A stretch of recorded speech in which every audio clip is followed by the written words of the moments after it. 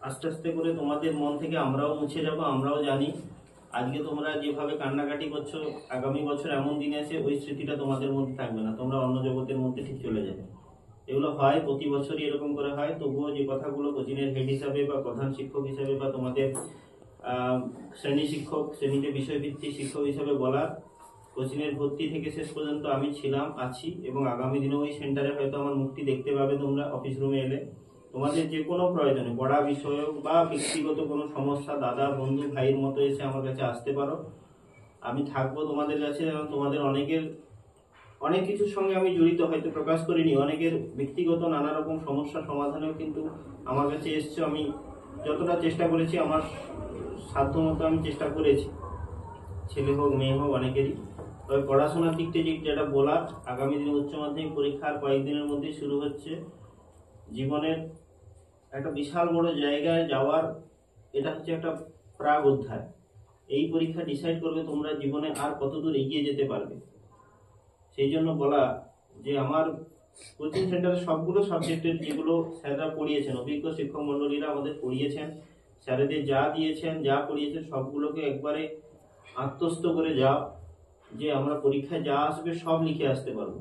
এবং বাংলা, ইতিহাস, এসব বিষয়গুলোর কথা বলি, বাংলাতে যেগুলো দেওয়া আছে চেষ্টা করেছি নিজের অভিজ্ঞতার উপর নির্ভর করে যে তোমাদের ভালো পরীক্ষা হবে সেরকমই সাজেশন বা সেরকম করেই পড়িয়েছি।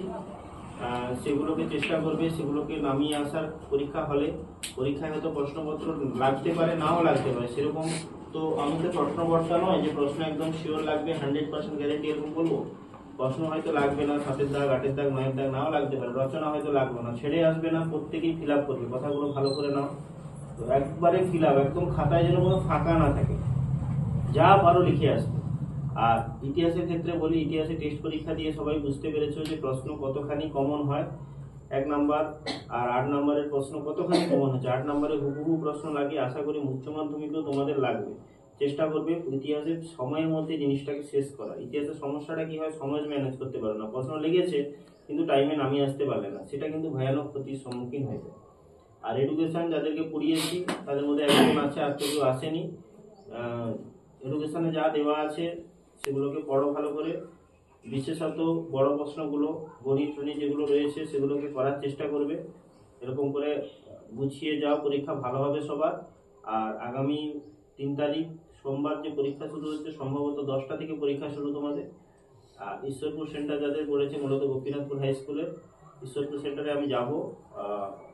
চেষ্টা করবে 9টার আগে সেন্টারে না ঢোকার, আর কি 9টার পরে ঢুকবে, 9টার মধ্যে ঢুকে যাবো আশা করি। আর সবাই একটা জায়গায় থাকবে, দেখা হয়ে যাবে। এই ধারে রাস্তা দিয়ে গেলে, যেটা প্রথম ওই তাল গাছ আসছে ওইখানটায় থাকবে, দেখা হয়ে যাবে। প্রতি বছর ওইখানেই ছেলেরা দেখা করে সবাই। 9টার মধ্যে মোটামুটি, 9টার আগে কেউ ঢুকবে না, 9টার পরে ঢুকবে, একটু ওয়েট করবে, একটু অপেক্ষা করবে। ওই যেতে হবে তো সেন্টার থেকে পড়িয়ে, তবে চেষ্টা করবো 9:15টার মধ্যে ঢুকে যাওয়ার ঈশ্বরপুর। আর প্রথম দিন বাংলা আছে, ঠান্ডা মাথায় লিখবে। আর কোনো রকম তোমাদের তো অভিজ্ঞতা আছে, তোমরা তো 10 নয় যে একদম প্রথম দিন যাচ্ছ ঘাবড়ে যাবে, তোমাদের অভিজ্ঞতা আছে। এবং সম্ভবত তোমরা ওই সেন্টারেই পরীক্ষা দিয়ে এসছো, দাওনি? চৌখালিতে দিয়েছিলে? আচ্ছা, গত বছরটা শুধু ওখানে ছিল। তো সেন্টারে ভালো গার্ড দেয়, সবকিছু আছে, তোমাদের ওগুলো নিয়ে কোনো চিন্তা করার দরকার নেই। ভালো করে পরীক্ষা দাও সবাই। আর এই যে রাজশ্রী পড়া বলতে গিয়ে বললো যে হচ্ছে স্যারদের সঙ্গে দেখা হবে, হয়তো ওই সেই অধিকারটা আমরা হারিয়ে ফেলেছি। কোনো অধিকারই হারাওনি তোমরা, অ্যাচিভার্সে যেভাবে তোমরা ছিলে সবাই, সেই অধিকারটা তোমাদের থাকলো। এবার তোমরা মন থেকে যদি ভুলে যাও আমাদেরকে, সেটা হয়তো আমরা হয়তো তোমাদের মনে সেরকম ছাপ ফেলতে পারিনি, সেটা আমরা মনে করব। আমাদের প্রতি বছর ছাত্রছাত্রীরা বেরিয়ে যায়, সবাই কিন্তু অধিকার বা এই বলে স্যার আমাদের কোথাও নিমন্ত্রণ করলেনি, এইটা ভালো লাগে যে তারা জুড়িয়ে থাকে। তোমরা বিগত অনুষ্ঠানে দেখেছো কত পুরনো ছাত্রছাত্রী এসছে। আগামী দিনে তোমরাও আসবে বা স্যাররা ডাকলে সেই ডাকে সাড়া দেবে, এইটুকু তোমাদের শিক্ষা দিয়েছি। এটা হয়তো আমি আশা রাখবো যে সেই শিক্ষাটা তোমরা প্রতিফলন করবে তোমাদের জীবনে। আর কোচিং সেন্টারে পড়াতে গিয়ে আমার ব্যক্তিগত দিক থেকে বলি, ছাত্রছাত্রীদের তোমাদের বিশেষত এই ব্যাচটা যখন মাধ্যমিক দেয়, মনে হয় এই ব্যাচের মধ্যে 4জন মাধ্যমিক দিয়েছিল আমার কাছ থেকে এই কোচিংয়ে পড়ে। তারপরে আরো বহুজন যুক্ত হয়েছে এখানে। আমরা প্রথম থেকে কিন্তু এই ব্যাচটাকে, সত্যি কথা বলি, আজকে শেষ দিন বলতে নেই, ব্যাচটাকে হয়তো প্রথমে দিকে গুরুত্ব দেইনি অনেকটা, মানে গুরুত্ব দেইনি বলতে মাধ্যমিকের সময়টা যে ছোট ব্যাচ, এরকম আস্তে আস্তে করে বারবার বলেছি তোমরা পড়াশোনা করো, দেখতে দেখতে দেখো 12-এ চলে এলে তোমরা। আর কদিন পরে পরীক্ষা দিতে যাবে। আমাদের কাছে ব্যাচটা সেই একই রকমই আছে। তোমাদের কাছে আমাদের আশা আকাঙ্ক্ষা অনেক কিছু আছে, কারণ এই যে অতনু বা রাজশ্রী বা বহুজন আছে যারা হচ্ছে সত্যিকারের রেজাল্ট করেছিল, 11-এ রেজাল্ট করেছিল। অতনু অনেকগুলো বিষয়ে ফার্স্ট হয়েছিল, কিন্তু 12-এ এসে রেজাল্টটা অনেকটা নিম্নগামী।